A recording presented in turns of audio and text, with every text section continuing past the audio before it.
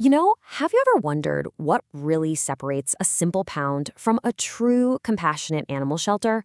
Well, it's not just about having good intentions. Turns out, in the Philippines, there's an actual official rule book that turns all those good intentions into a concrete plan for humane care. Today, we're going to break down that very blueprint. And look, this blueprint we're talking about, it's not just a set of friendly suggestions. No, this is an official administrative circular from the Department of Agriculture.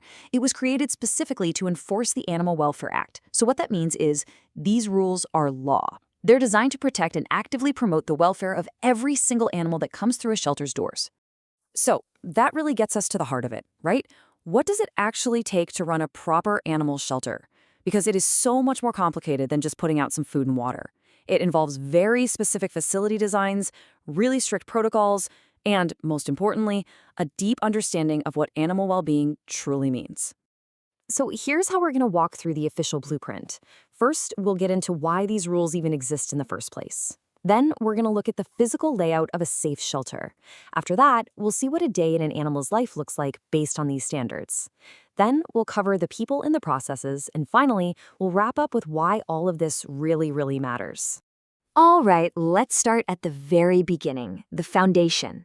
Before we dive into the nitty-gritty of pen sizes and feeding times, we really need to understand the fundamental why that's driving all of these regulations. Everything, and I mean everything, is built on this one powerful mandate from the Animal Welfare Act. And just listen to that wording. It's not just about housing animals, it's about actively protecting and promoting their welfare. This right here is the legal and ethical engine behind every single rule we're about to talk about. So, how do they define welfare? Well, it's broken down into what are famously known as the 5 basic freedoms. Think of these as the Constitution for animal care. It's freedom from hunger and thirst, freedom from discomfort, freedom from pain, injury, and disease, the freedom to express normal behaviors, and the freedom from fear and distress. Every single rule that follows is designed to uphold these 5 essential rights. Okay, so let's see how that philosophy gets built into the actual physical structure. How do you translate those 5 freedoms into concrete, steel, and a space that's actually humane? Well, for starters, a proper shelter is a highly specialized place. It's almost like a small hospital, really.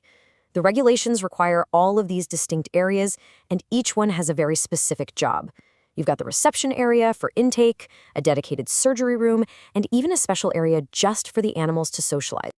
Now, this number is absolutely crucial, 14 days. Every single animal that arrives at a shelter has to be put in quarantine for a minimum of 2 weeks. Why so specific? Well, that's the typical incubation period for really dangerous diseases like distemper or parvo. This isn't just a suggestion, it's a critical first line of defense to stop a potential outbreak from wiping out the whole shelter.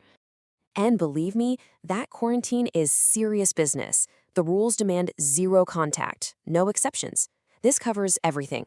We're talking separate routes for waste disposal, all the way to disinfectant foot baths you have to step in before entering the quarantine zone. It is all about containment.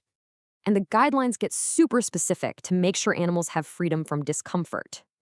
For a native-sized dog, that's one under 13 kilos, an individual pen has to be at least 3 by 4 feet. This puts a real, tangible number on space requirements and helps prevent stressful overcrowding. This one might seem like a no-brainer, but it's written into the rules for a very important reason.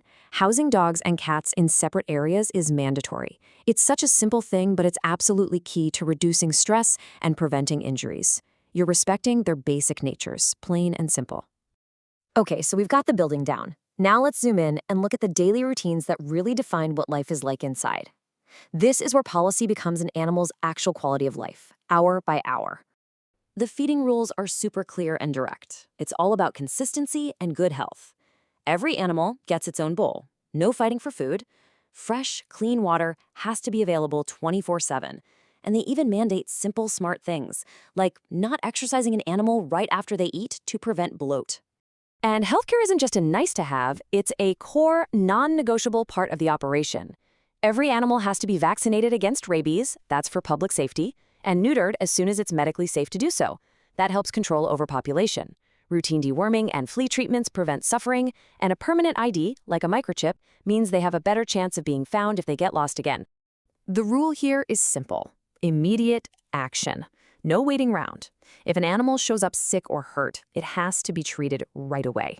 And the protocol is very clear. If the condition is treatable, the shelter treats it. If it's untreatable and the animal is suffering, humane euthanasia is required. It's all about upholding that freedom from pain. All right, let's shift gears and talk about the human element, because a shelter is only as good as the people running it and the procedures they follow. This part covers the standards for the staff and the animal's entire journey, from the moment of rescue to finding a new home. The whole process often starts with the capture, and the rules are very specific about the tools you can use. Only humane equipment is allowed. Things like pole nets have to be deep enough to secure an animal safely, and loopholes are for restraining at a safe distance. The gear itself is designed to cause as little fear and injury as possible. And this quote, straight from the document, just says it all. It leaves absolutely no room for interpretation. Cruel methods like dragging, whipping, or throwing an animal are explicitly forbidden. The standard is crystal clear. Every single action has to be done in the most humane manner. Period. You know, a shelter can't just be run by anybody. The regulations demand a team of qualified people. That means having at least one licensed veterinarian on staff, catchers who are properly trained in humane handling, dedicated maintenance staff, and an administrator to handle all the records and adoption queries. And finally, before any animal can go to a new home, there are two last non-negotiable requirements. It has to be neutered, and it has to be vaccinated. This final step makes sure the shelter is actually part of the solution to pet overpopulation and is promoting responsible ownership from day one. So we've gone through all these really detailed rules. Let's zoom out for a second and look at the big picture. Why does having a blueprint like this matter so much? Ultimately, it's about defining what a shelter is supposed to be. These guidelines are designed to transform animal shelters from places that just hold animals into true centers of safety, rehabilitation, and compassion. They set a high, enforceable standard that completely elevates how we care for our most vulnerable animals. And that kind of leaves us with one final thought. You now know the official blueprint for what a proper animal shelter should be. So the real question is, what does knowing this standard mean for the animals in your own community? And what role can all of us play in making sure that standard is actually met?